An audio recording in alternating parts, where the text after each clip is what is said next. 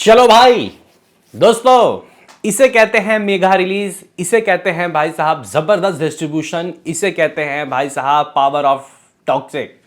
देखो भाई, कुछ लोग टॉक्सिक को गिराने की कोशिश कर रहे हैं, लेकिन टॉक्सिक का दोस्तों जो हाइप है, टॉक्सिक का जो लेवल है वो इतना बड़ा है कि भाई हर जगह इसको सेपरेटली रिलीज करने की दोस्तों प्लानिंग चल रही है।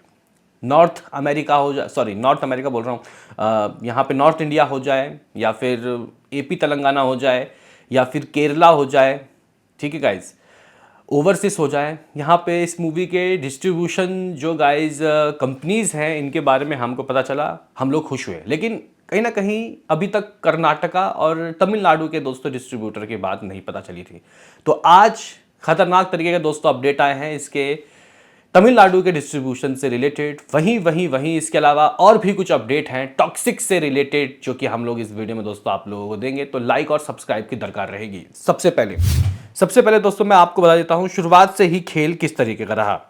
तो सबसे पहले दोस्तों खबर आती है एपी तेलंगाना में दिल राजू की कंपनी ने इसको 120 करोड़ रुपए में दोस्तों खरीद लिया। यानी कि एपी तेलंगाना में इस मूवी को 120 करोड़ में खरीद दिया गया है। यानी कि इतना तो वहां से ये कमाएगी, कम से कम इतना तो मुझे लग रहा है कि इससे ज़्यादा ही कमाएगी। अगर सब कुछ सही रहा तो भाई साहब हो सकता है कि 200 करोड़ भी आ सकता है सिर्फ तमिल यहाँ से एपी तेलंगाना से। तो 120 AP Telangana. But about Kerala, तो गाइस केरला ई4 शायद मेरे ख्याल से एंटरटेनमेंट जो कंपनी है वहाँ उस कंपनी ने डिस्ट्रीब्यूट किया है भाई साहब केरला के अंदर पूरी तरीके से।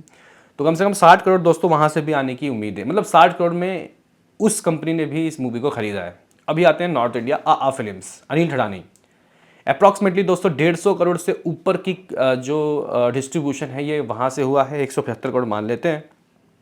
3 हो चुका है, ईपी तेलंगाना, केरला और हिंदी सर्किट, ठीक है। अभी इंडिया के अंदर ही दोस्तों कर्नाटका और तमिलनाडु रह रहा था।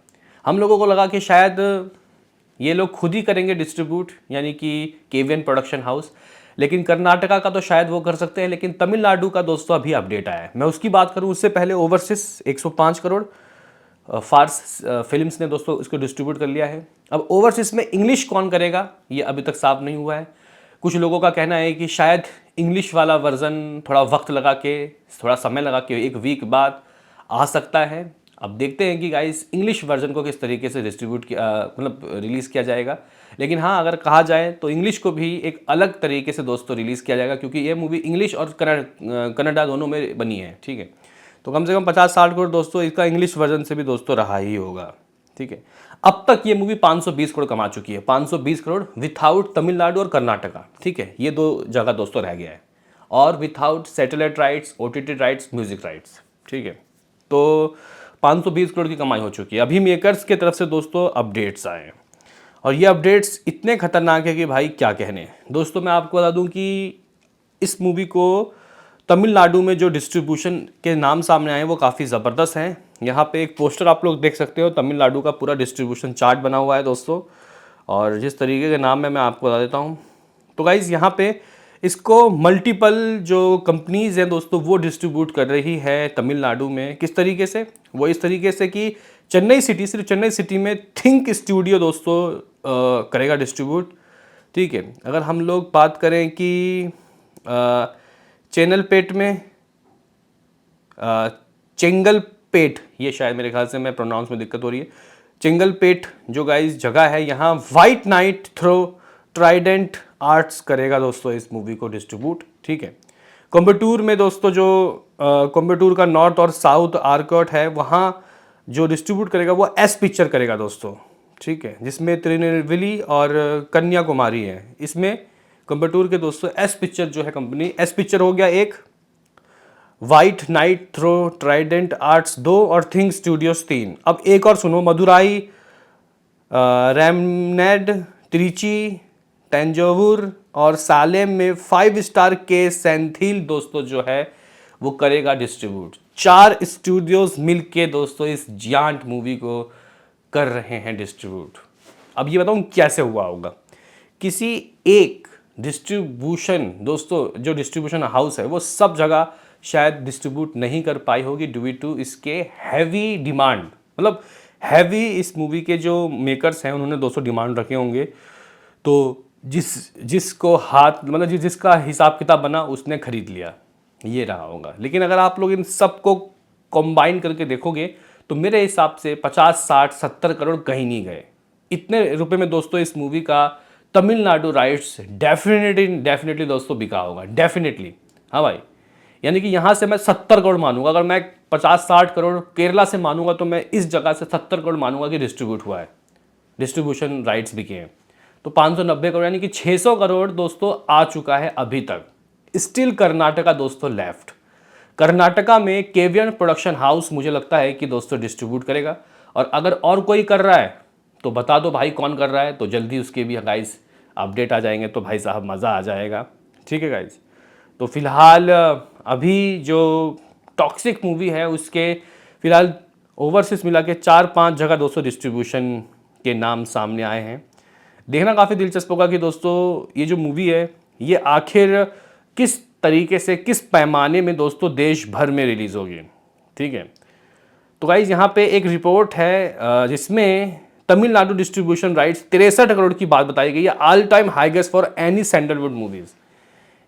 ठीक है गाइज, सैंडलवुड मूवीज़ जो हैं जितनी भी आई हैं उसमें सबसे ज़्यादा, यानी कि इसने KGF चैप्टर 2 के भी रिकॉर्ड को नेस्तो नाबूद कर दिया। चलो ये हो गई दोस्तों एक बात, यानी कि अभी तक डिस्ट्रीब्यूशन जितने हुए हैं सबके बारे में पता चल गया है। अब बस रह गया है तो कर्नाटका। मुझे लगता है कि केवियन प्रोडक्शन ही हाउस ही होगा, या फिर और कोई भी है जो वहाँ पे इस लेवल में कर सकता है। क्या ये केवियन प्रोडक्शन हाउस जा सकते हैं उनके पास? आप लोग बोलोगे कि किनके पास? जिन्होंने भाई साहब KGF को दोस्तों बनाया था, होम वाले फिल्म्स हैं, मे बी शायद। देखो उम्मीदें तो दोस्तों हैं कि हाँ कि कर्नाटका में केवियन ही करेगा। अगर नहीं करेगा तो कौन करेगा, ये देखने वाली बात होगी, क्योंकि होम वाले फिल्म से कोई बड़ा डिस्ट्रीब्यूटर और प्रोड्यूसर हाउस है नहीं, प्रोडक्शन हाउस। बहरहाल एक और अपडेट है दोस्तों, वो इस मूवी के IMAX वर्जन से रिलेटेड है।